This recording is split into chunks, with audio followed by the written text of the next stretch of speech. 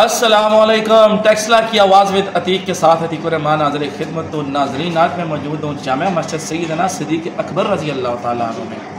آپ دیکھ سکتے ہیں سکرین پہ کہ ماشاءاللہ جمعۃ المبارک ہے، اور جمعۃ الوداع اس کو کہا جائے تو غلط نہیں ہوگا، رمضان المبارک کا جمعۃ الوداع۔ اور مسجد کی آپ ماشاءاللہ نیٹ اینڈ کلین پوزیشن دیکھیں کہ کل رات کو تمام اہل محلہ نے اور مفتی علی تنولی صاحب نے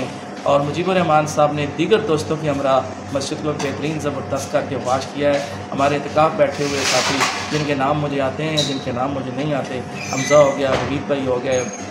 بابر ہو گیا، اور عمران ہو گیا، اور نعیم ہو گیا، یہ جتنے لوگ یا جو بھی اعتکاف بیٹھے ہوئے ہیں وہ بھی ساتھ ساتھ تھے، اور بہت ہی زبردست قسم کا رات کو پروگرام تھا ہمارا تکبیر قرآن پاک کا۔ اور آج جمعے کی تیاری ہو رہی ہے، اور میں آپ کو آج جمعے کا جو ہے روح پرور مناظر ضرور دکھانا چاہوں گا کہ جس میں قاری صاحب نے بہت ہی زبردست قسم کا بیان فرمایا ہے، خطبہ فرمایا ہے، اذان ہوئی ہے، پھر دعا ہوئی ہے، اور ساتھ ہی عید الفطر جو کہ عید والے دن 7 بجے ادا کی جائے گی، تو اس کا بھی اعلان ہوا ہے۔ تو رہیے میرے ساتھ، میں دکھاتا ہوں۔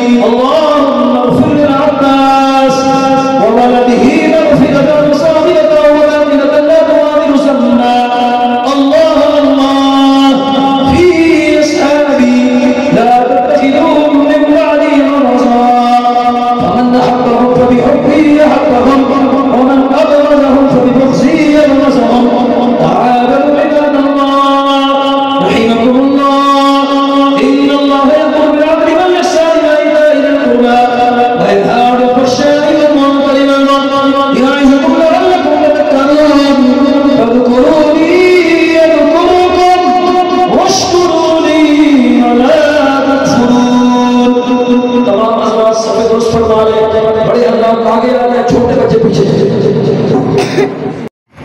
अल्हम्दुलिल्लाह रब्बिल आलमीन अर्रहमानिर रहीम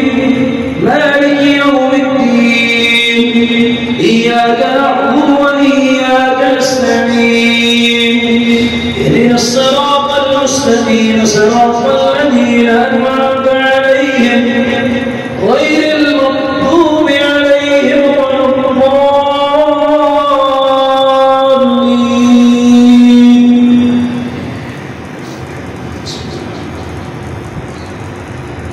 القارعة ما القارعة وما أدراك ما القارعة يوم يكون الناس كالفراش المبثوث. سمعنا الله يغفرك ربنا بينك المصير يا حسب نماز المقبول فرما عليه بالقبر قال فرما يا حسب شريعة جريئة له معاف فرما या जितने हजरात कलमा को मुसलमान फौत हो चुके हैं या अल्लाह सबकी मग़फ़िरत फरमा, क़ब्र हशर की तमाम तर मनाज़िल को आसान फरमा, या इलाहुल आलमीन बीमारों को शिफ़ाए कामिला अता फरमा, या इलाहुल आलमीन ग़ज़ा फ़लस्तीन के मुसलमानों की मदद फरमा।